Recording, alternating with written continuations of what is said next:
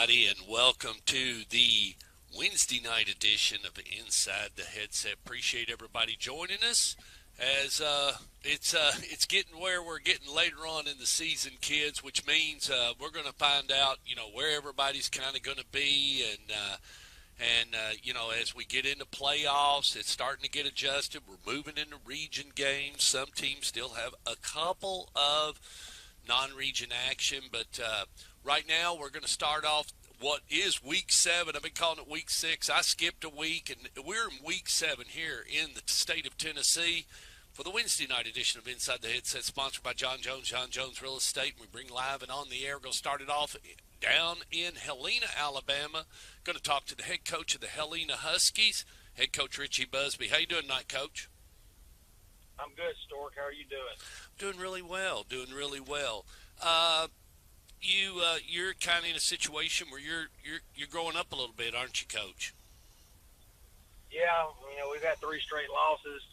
All 3 teams are in the top 5 of their classification, so it's been a tough 3 weeks for us. But with the exception of last week, we've been in and had a chance to win at the end of the game and just couldn't get it done. Last week kind of got away from us, but Oxford's a really good football team. I think they're ranked 4th in 6A, so I think we're okay going into this last stretch of the season. Well, let's start it off and go back. It's been a couple of weeks since I spoke with you, and as I said as we started the show, you ran into Moody. That was an away game, but 26-21 had to have some good things happen and maybe had a couple of bad things happen. Where do you think your team showed out on that? Well, we got stopped inside the 10-yard line on 4th down. Questionable call on a pass interference, but nonetheless, we got stopped there. But, it was another team with 18 transfers of their 22 starters. Kind of one of those things, but we had a chance to win it at the end and just didn't get it done. Well, but your team was a little young. You felt like going into that matchup, you felt like there was a lot more talent on the other side of the ball. I mean, do you feel like you squared out well, that the kids went out there and gave it their best shot? Yeah, definitely, for sure. I mean, we all week long we knew that we needed to stay in the game and hopefully have a chance at the end to win it, and we did. And we just got stopped down there inside the 10, inside 2 minutes to win it. So, we did everything they did everything we asked them to do. So when you're wanting just effort right there. Maybe they had a little, like you said, maybe a little bit more football ability on the other side of the ball, and at times your guys were showing out against that Moody Ball Club that was a little bit stacked from what you knew about them. Yeah, I mean, multiple SEC guys on that team. Quarterback that's going to Georgia Southern. I mean, 3 straight weeks we faced the Division I quarterbacks, and that's kind of tough, but our kids held up pretty good. Last week we just kind of, it was 21-10 in the third quarter, and we're driving to make it 21-17, have a turnover inside their 20. And then it just kind of got away from us. We mishandled a punt snap and a couple of snaps from our center, and it's one of those things. It was raining all night. 3 of our 5 games have been in the rain this year, which is not fun. So, and you're going to have those nights where things get away from you, especially when you're facing a really good team. Yeah, and that's something that we've seen even going on here, whether it be on my broadcast or whatever. Once something like that happens, it kind of propels out of control, and you're trying to get everybody back in position and the kids all ironed out, and then the next thing you know, you're in a situation where you're in a good position, and then you either hike it or you miss snap, and now you give the ball back to them, and now they've got yummy field position, and now they're really banging on you. Now you're feeling like, well, if they score here, I got to get another touchdown. I was only down by 1, and I'm chasing something. Now I'm down by 2. Now you're running against the clock. Yeah, and that was kind of the way it was. The loss 3 weeks ago against Spain Park, we missed that field goal. We were chasing points. Yeah, and went for 2 to tie and didn't get it. And then, like I said, last week, 2 weeks ago against Moody, our whole game plan, we were outmanned. We knew that going in across the board, and we were like, if we can just keep them close and have a chance at the end there, and we did. And like I said last week, another top 5 team. And I've told the kids all week, if they'll quit worried about being 2 and 3, we're way better off now than we were last year, maybe being 5 and 0 because of the competition that we've played. I agree. And you know that's where you grow up in those games like that because you start to develop a better football mind. You know, you make a few mistakes and then you realize, man, I should have settled down. And then the game kind of comes to you, and later on you say, see, if you'd done what I told you.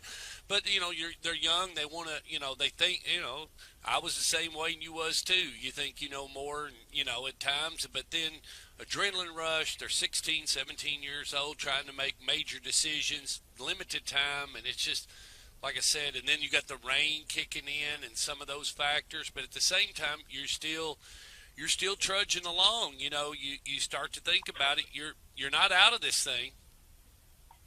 No, not by a long stretch. I mean, the last 2 losses we have were non-region games.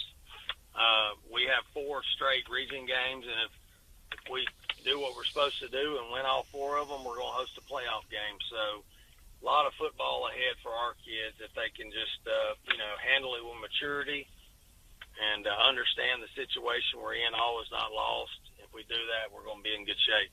From a discipline standpoint, you feel like you're in good shape right now, the way that they're focused, even though you've had a couple of losses, they still know, you know, there's a lot of football left.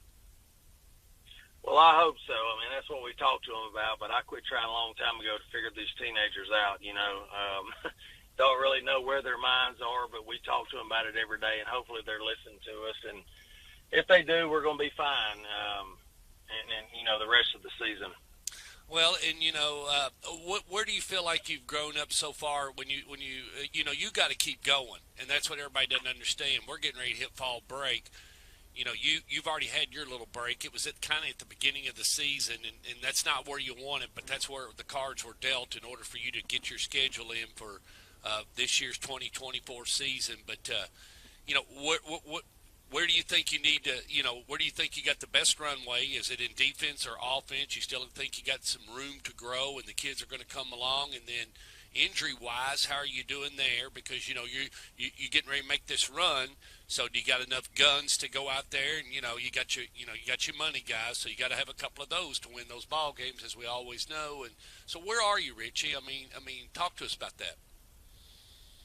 Well, you know, we talked about it a couple of weeks ago. If we could get through this stretch without having a bunch of injuries, we'd be okay. And we did have some. We haven't played with our safety that's committed to Troy the last couple of weeks. We had a running back that missed last week. But, you know, unless something happens tomorrow in our run-through, we'll pretty much have everybody back going into Friday night. And so pleased with that. You know, I thought we could be worse off on the injury front going into this week, but I think we're going to be okay. And as far as the growth side, is it more on the defense? I mean, you said your defense is playing pretty good, even though, like, you know, the Oxford game you said spun out of control on the 35-10, but played real well against Moody on the 26-21. You feel like is it your defense just needs to keep playing better and getting better, or is the runway with the offense? I mean, you got some young guys. Where is it, Coach? Where is that balance? You know, I think our quarterback needs to continue to improve. He's shown some signs of that. He's a junior. He's played 5 games of high school, so if he continues to get better, I think we'll be okay. Offensive line has played good at times. You know, those 3 sophomore linebackers that we're playing and a freshman linebacker, you know, the more snaps they get, the better off we're going to be. So, you know, to be honest with you, we need to keep growing on each side of the ball and limit turnovers and explosive plays, and I think we're going to be okay. Well, you catch Ben Russell on the hill at home. They're 3-3, and you're sitting at 2-3, and they got a break. They got a break somewhere in their schedule because they've played straight through. But talk to us a little bit about Ben Russell. Well, another team. They've got 2 SEC kids. They've got a 6'5" receiver that's a junior that's got an offer from Auburn and several SEC schools. Got another one on the defensive side of the ball. That's a sophomore that has a couple SEC offers. So once again, we're going to be facing some kids that that are SEC caliber kids. We lost to them last year on the road, 20-17, which was a great ball game for the region championship. So they're good again. Athletes all over the field. They're big on the defensive line. Their offensive line's big and physical. They have a new quarterback, and their running back has been out the last couple of weeks. We don't know if he's going to play or not. If he doesn't, it will definitely help our chances. But just another week of big, physical, and fast opponents. Special always to be at Helena Husky Stadium on the hill, and the flag ceremony and all the special tradition you all have, and everything that goes on. Is there anything planned? Are we in homecoming, or are we in any special military appreciation, or are we in anything Friday night, or is it just let's go out and open the concession stands, open the gates at 5:30 like you always do as an athletic director, and play football? What is it, Coach? No, it's a lot of homecoming, and it's the game of the week in the state of Alabama to be broadcast all over the state on Friday Night Rivals. Like I said, it's homecoming.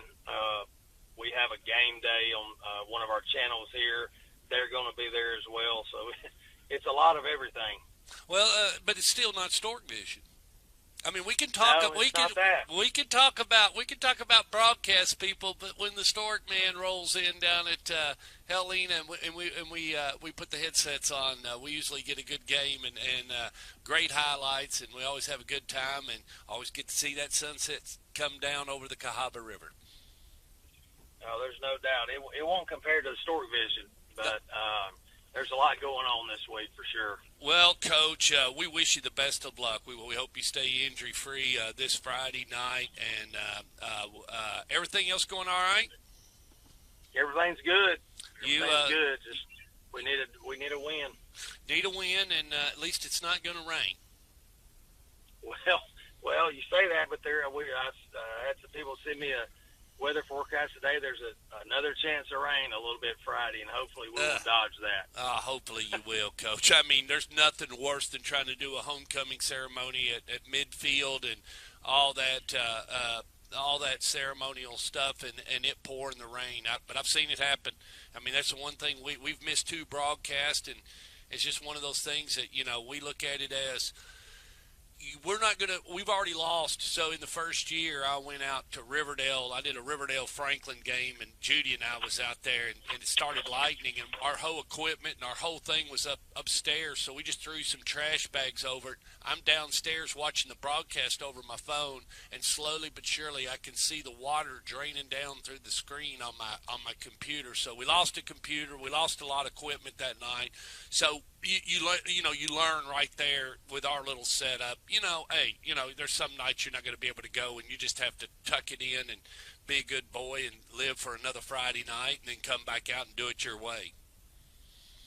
Yeah, it's miserable in the rain, and obviously as a revenue sport, it costs us tons of money when it rains, because people they'll just stay home and watch it on TV as opposed to coming out to the stadium. And that's a solid truth. It's just not like it was in the real back in the day-o, as we used to say, in the 70s and the 80s. It didn't matter because we didn't have all the internet, so it didn't matter. Either you got your tail end up and went out to the football game, or you listened to the radio.